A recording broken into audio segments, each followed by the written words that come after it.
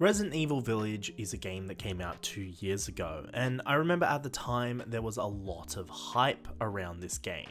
The game for the most part received mostly positive reviews, and thanks to the inclusion of Lady Dimitrescu became a bit of an internet meme. And I mean, fair enough. It is a direct sequel to Resident Evil 7, continuing the story of the one-dimensional Ethan Winters. And I think before we get any further into this retrospective look at this game, I think it's important to lay the groundwork by providing some context on what my personal thoughts are towards this game. I was deep in the hype for this game. At the time, I was getting into the Resident Evil franchise, so I was really excited to play a new entry. Up until that point, I had only played the remakes of 2 and 3, with Resident Evil 3 Remake being one of my favourite games of all time. Okay. After that, went and played Resident Evil Revelations, and I also played Resident Evil 7, and I loved that one a lot. So I was very excited for Village. And then I played it.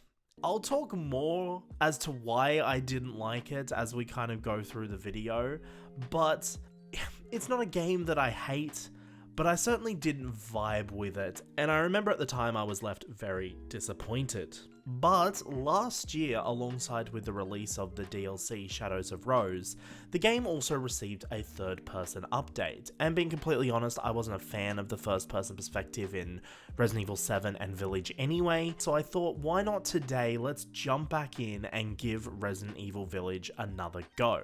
But this time, let's do it in third person, and not only see how well the game translates to a third-person perspective, but also kind of see how I feel about the game 2 years later, and whether or not my changed perspective on the franchise now in 2023 has changed how I feel about this game. So I wanted to start this video off here at the gates to Castle Dimitrescu. This is my favorite section of the game, and for me, the game peaked at this section, at the whole Castle Dimitrescu section, and then after this section, to me, the game just, what follows just isn't as good. This first close-up shot of the castle looks absolutely fantastic and really sets the vibe, but what this game does really well is its lighting. Its lighting is incredible. Look at this, like, look at the glow, like, the only lighting source in this room is coming from the light outside. That glow, look how it stretches across the room. It's just so nice to look at, and Resident Evil Village is actually probably one of the best looking games to come out in recent years. Like, the level of detail in this game is incredible. Let's take a look at him. Well, Ethan Winters. Damn, she tall. Well, you can definitely tell the reason why they hung Ethan up.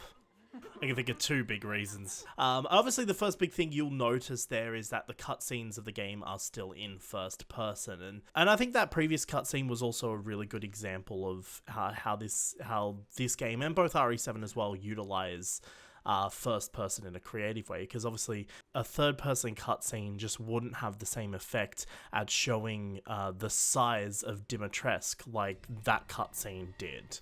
But we're going to be left alone for a bit now, and we're going to be given a bit of a chance to explore the mansion. And I mean, look at this. Like, this just looks incredible. And like, that chandelier, my god. I want to say one thing about this, is this game looks very real. Except when you look at the doors over here.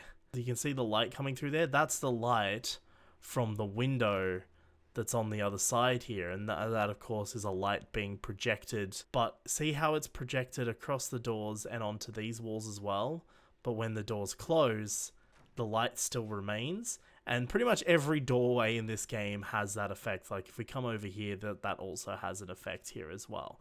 So it's a minor thing, but it does break the immersion a little bit. Poor Ethan, his hands never get a break. I haven't cut open a man in a while. Oh no. Let me live, dead, which would you prefer? Where's she gonna turn up? Oh, there she is. Oh my god, she actually moves quicker. I just wanted to see her, but boy does she move quick. This is what I mean. This is what I mean, whereby the lighting in this game most simultaneously looks really good, and then you can kind of see where the illusion breaks. So what I find interesting about this third-person view is when you go into the dark areas like this, and you see the torchlight, Ethan does not have a torch. like, at all.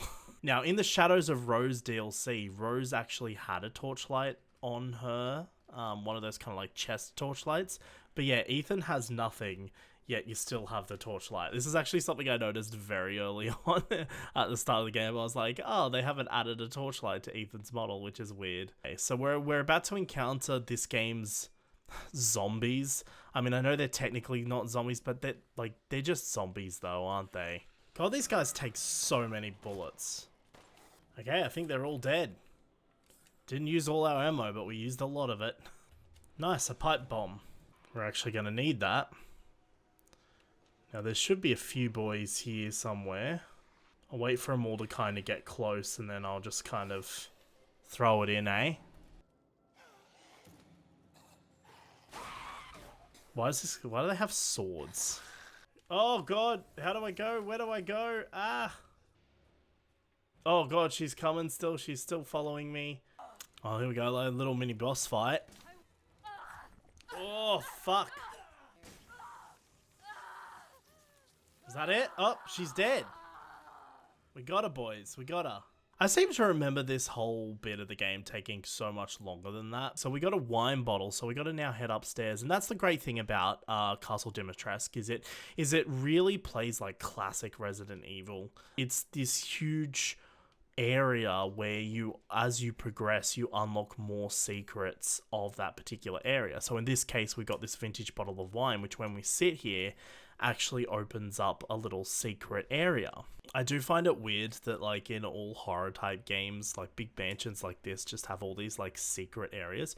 Like that just don't make sense. Like, why is this courtyard key hidden in this secret room? Like, why? It makes no sense. Oh, there she is. How she doesn't notice someone opening those doors is beyond me. Nah, mate. Nah, mate. My guy's just in the water now. Down here, maybe? I'm expecting him to come out. There we go. Thought as much. I will say one thing this bit's really good at doing is building that tension throughout. Alright, we might have to get the shotty out for this. There's too many of them around. Right, that was a little too close for comfort if you ask me. Tell you what though, one thing I'm definitely noticing in this game, and it might be just my PC specs, but there is some crazy artifacts going on with Ethan's hair. Look at that. This is one of the early scenes they showed off during the early promotion of this game. I think one of the E3 conferences maybe? Capcom events, I could be making that up, but I remember this being shown pretty early on. It should have been so obvious to her that we were right here. Like, she's very tall. Like, look at how tall she is compared to Ethan. There's no way, if she was standing right here, that she wouldn't have seen us. Oh, hello. I love Ethan's reaction. Shit. I'm gonna say, I think Dimitrescu's voice actress is fantastic. Now this bit here, this bit coming up right now, the bit coming up, is my favorite thing in the entire game. So, I mean, when you're playing a Resident Evil game, you can kind of tell when you're entering an area that's gonna have some kind of like scripted fight or whatever. And as you can see, like, there's so many different pathways in this area to follow through. This first bit here scared the shit out of me when I first played this. I wasn't expecting it. Watch this.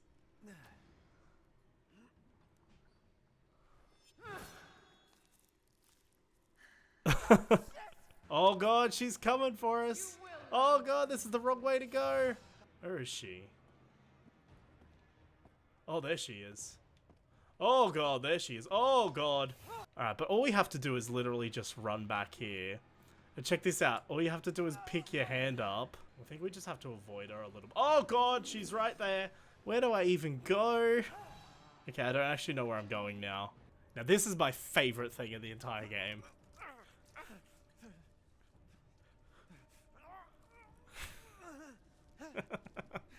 It's so dumb.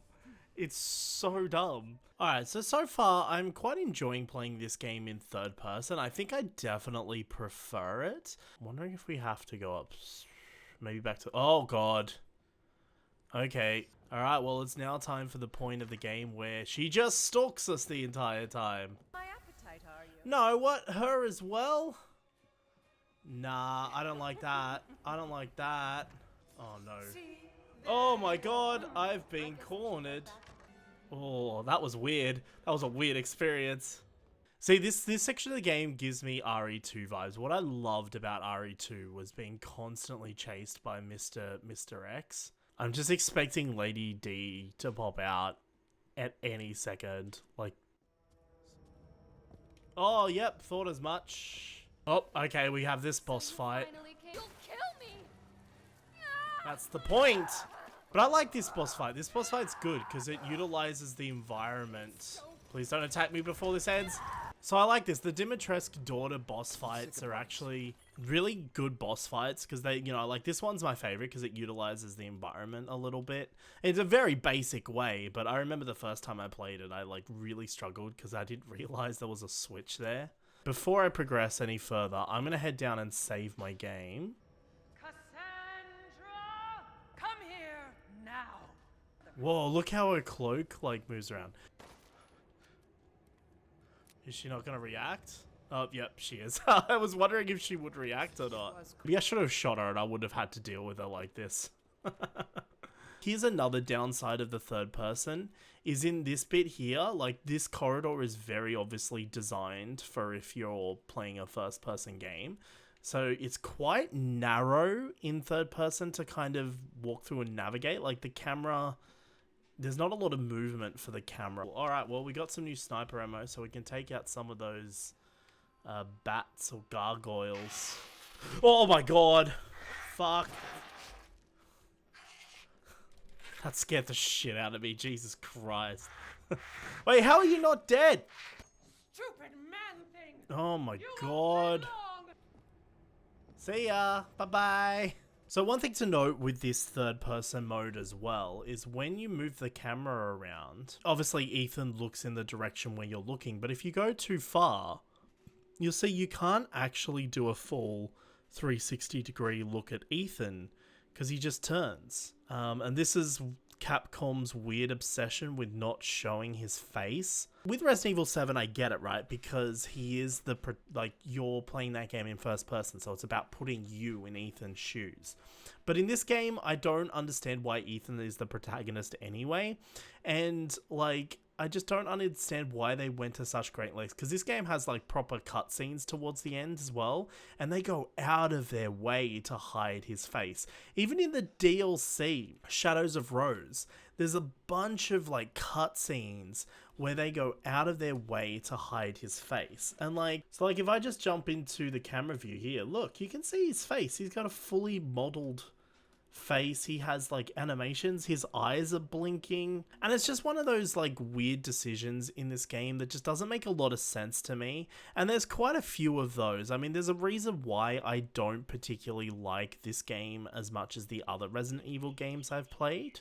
So at this point, I spent quite a bit of time trying to figure out how to proceed to the next Dimitrescu daughter boss fight, because I had forgotten what to do. So I thought now would be the perfect time to offer a little mini critique of Village and kind of go over my thoughts on why I didn't really like this game at the time. And while I'm doing that, you can enjoy some B-roll of me being clueless in the background, because that just sounds like a fun time, doesn't it? So there are several elements to this game that I didn't really enjoy. And like I said at the start of the video, this game is by no means a bad game. There's just a lot of weird decisions in it that I personally don't vibe with. Biggest thing for me is the story. It just doesn't make a lot of sense. I didn't really see any need for them to continue the story of Ethan beyond the ending of Resident Evil 7.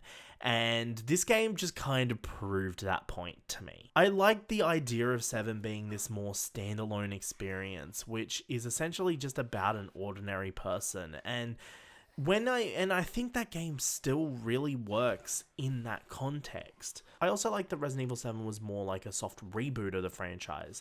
It was this contained story that didn't really have anything to do with any of the plot lines or storylines that were going on in the larger Resident Evil universe. In fact, it had no real ties to the larger Resident Evil universe until really at the end when Discount Chris Redfield shows up. while I wasn't necessarily against the idea of seeing more of Ethan in another game at some point, I just thought the way Ethan was brought into this situation in this game, with Chris killing Mia and taking Rose and Ethan and not really explaining literally anything of what's going on at any point actually in the entire game, I just thought it was really bizarre. I think there is a scene later on towards the end of the game where Chris does try to explain the plot of the game, but from memory, I don't remember it making much sense or being a really particularly satisfactory explanation of why Chris keeps showing up throughout the game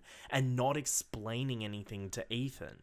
Like, I don't know, maybe I'm misremembering that, and maybe when I get to that part of the game again, maybe it'll be more clearer to me. But so the point is, the whole situation that Ethan finds himself in, it just seems really bizarre. But I do appreciate that they did go to a bit of effort here in this game and try and characterize Ethan a little bit more.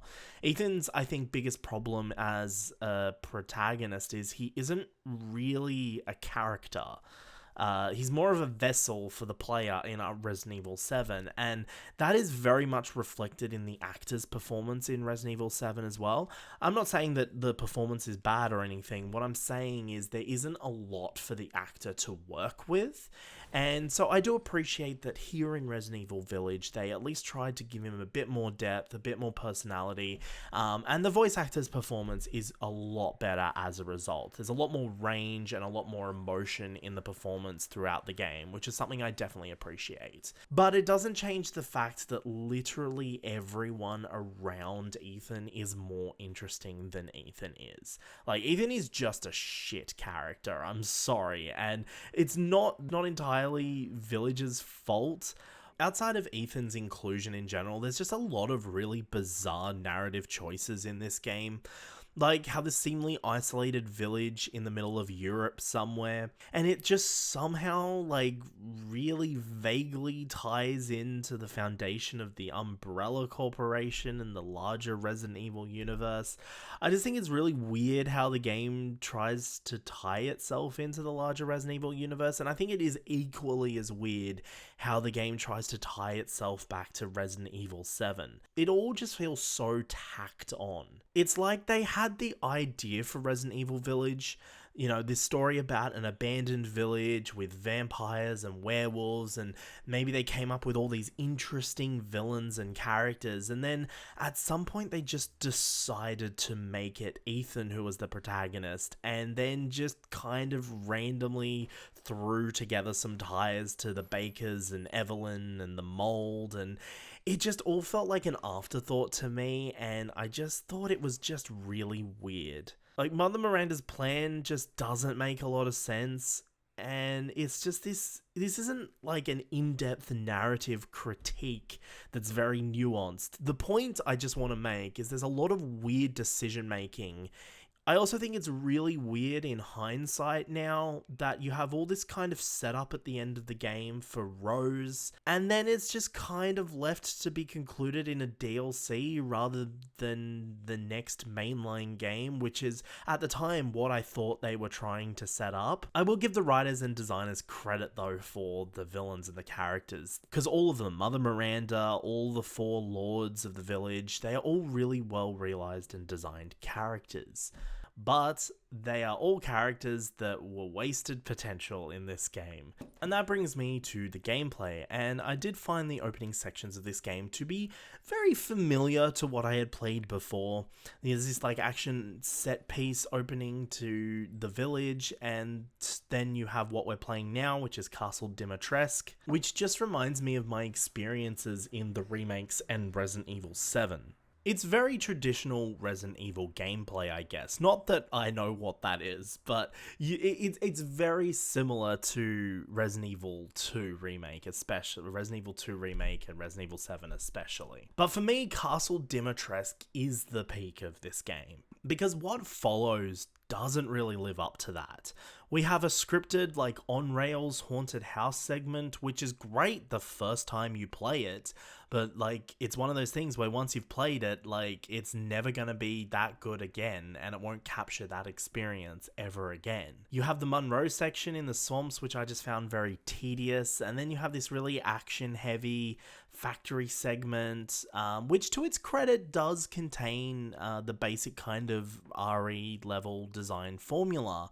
The whole kind of second half of the game is very mediocre as a whole, and it just kind of blends together for me. And then you get the Heisenberg boss fight, which is just fucking lame. There's this, like, Call of Duty action set piece with Chris, and I also found the boss fight with Miranda just annoying.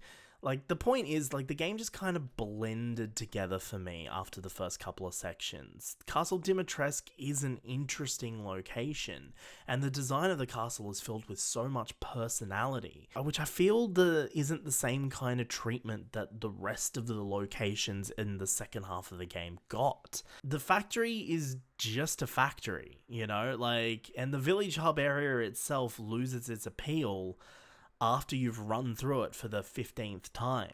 From a gameplay standpoint, I also never felt like I had any need to preserve any ammo, because this game goes out of its way to make sure that you are fully stocked up at all times and gives you plenty of opportunities to upgrade your weapons. This game is more concerned about giving you a power fantasy rather than actually being a Resident Evil experience. And I don't know if that's actually a hot take or not. It just feels very on rails, very linear to me. It just doesn't feel like a Resident Evil game, from the story to the gameplay to just the general vibe. And while I know Resident Evil isn't about just zombies, I feel the justification for having what are essentially werewolves and vampires to be just really odd, and does kind of clash with the overall, I guess, tone and reasoning of the franchise up until that point, I guess. That was an element of it that I was very skeptical about going in, and I'm kind of glad I was, because, yeah, it's just weird that this game has vampires and werewolves in it. It feels more like a spin-off game, or even like an original game with an original idea, and then during development at some point they decided to slap the Resident Evil name on it, which, given some of the weird story choices, would actually make a lot of sense. And I don't really know a lot about the development of this game. I haven't really looked a lot into it, but like, that's just how it feels playing it. And I get some people really do like this game, and like I said, it's not a bad game by any means in its own right. I just don't think it's what I was looking for personally in a Resident Evil game experience at the time, as someone who was very new but also a very casual fan of the franchise. No. No. No. Oh, it's this. Ah, yes. Okay, we finally got in here. Maybe I should have done this bit earlier, maybe. That's alright, I finally figured out what to do there. What you guys don't know is I just spent like an hour trying to figure out what to do next, and I forgot that there was a door up here in the corner.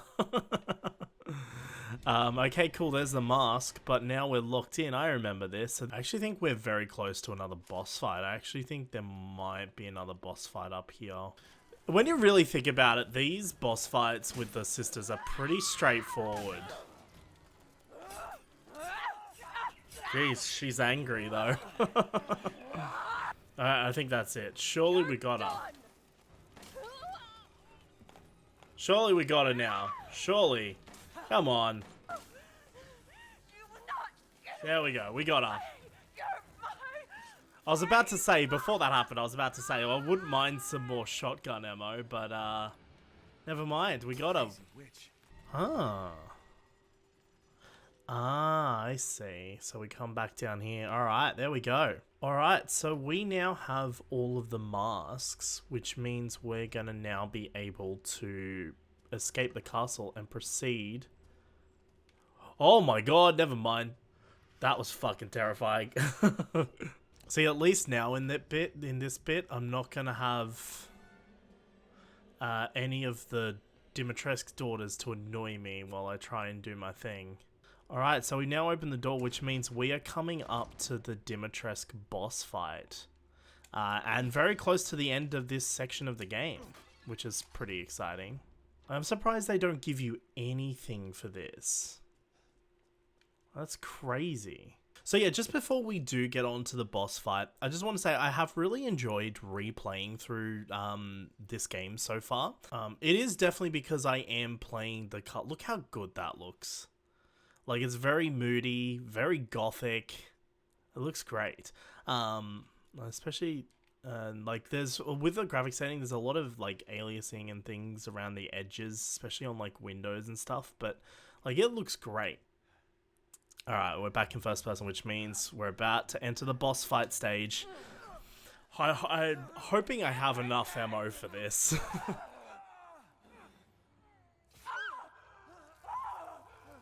Now, I'm not gonna lie, with all the effects, this looks really bad. I'm not gonna lie, it doesn't look great. Oh god, my controller's vibrating. And I do think Resident Evil sometimes overdoes it with the effects, especially in this game. Okay, we got plenty of ammo. They've stocked me up. I have no idea where she is. So I remember this section, the first time I played through this, I literally just kept running around the clock tower in circles and occasionally turning to shoot her. So what we want to do is save our rifle ammo for that, and I'm just going to then use my shotgun if she's up close. But I'm going to spend most of the time moving and running. This isn't a very particularly hard boss fight from memory. Like, she just kind of wanders around.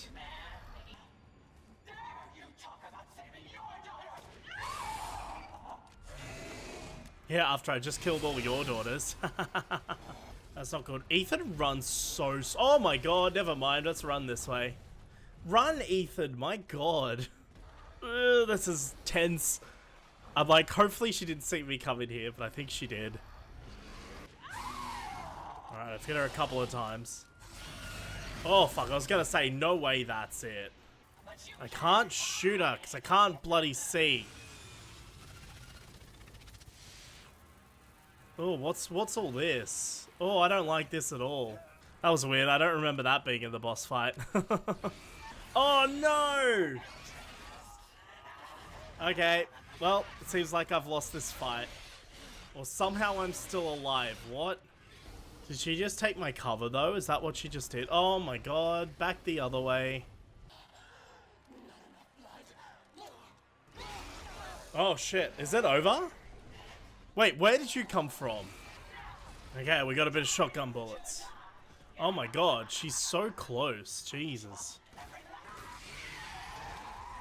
Are we just meant to, like, unload on her until she's dead? Okay, good. Just as I literally just ran out of bullets. I wonder, did they just give me the exact amount of bullets I would need to take her down then? Is that what just happened? Ethan somehow survived that. Yes, I get why he survives these kind of things. I understand. I have played this game before, but it's stupid. This has always confused me. I've never really understood what these jars are. Like, from my understanding, they're meant to be like little bits of like rose. That's what my understanding is. But how does that even work? Like, did they disassemble Rose using magic? Like, I don't know. Like, it's one of those story aspects of this game that's just really confusing. And yeah, not a big fan, to be honest. So that brings us to the end of the video. And you know what? I'm gonna have to be honest here with you guys. I have enjoyed revisiting this. Now, of course, it did help that I was playing the one part of the game that I actually like. But I am finishing this session here now with the urge to play more, which I think is a good thing. I do think the third person for the most part has been integrated really well. You can definitely tell that this game was designed with first person in mind, but as a whole, I think for me at least, it does improve the gameplay experience a lot more. Especially this, like, it just feels a little bit more like Resident Evil to me now. Even with everything I said in my little critique that I did earlier in the video, I do think I might have still been a little bit harsh on the game a couple of years ago. And maybe the fact that some time has passed since launch might mean that I might find some enjoyment out of the rest of the game now. Because this, like, even this castle section was much better than I actually remember it being, and I just had a lot of fun making this video. So, and you know, that's the whole point, right? And the reason why I decided to make the video in the first place, because if you had asked me even a year ago if I wanted to revisit Resident Evil Village, it would have been a hard no. But like I said at the start, I've been thinking about this game a lot recently, and I'm at least interested now to see how I feel playing through the rest of it. Especially now that the initial disappointment I felt a couple of years ago has washed off. Maybe the time has come to just accept the game for what it is. I definitely don't think revisiting this game is going to change my mind on the story issues, but I may just enjoy the game experience this time round, who knows. I might see how I feel when we make it to the factory level, and maybe I might make another one of these videos if there's interest. But for now, thank you so much for watching. If you did enjoy this video, please make sure you drop a like. It helps out the video a lot, and if you like more of this casual retrospective style of video, then definitely make sure you subscribe and share the channel with your friends. That would be greatly appreciated. These videos are a lot of fun to make, and it would mean the world to me.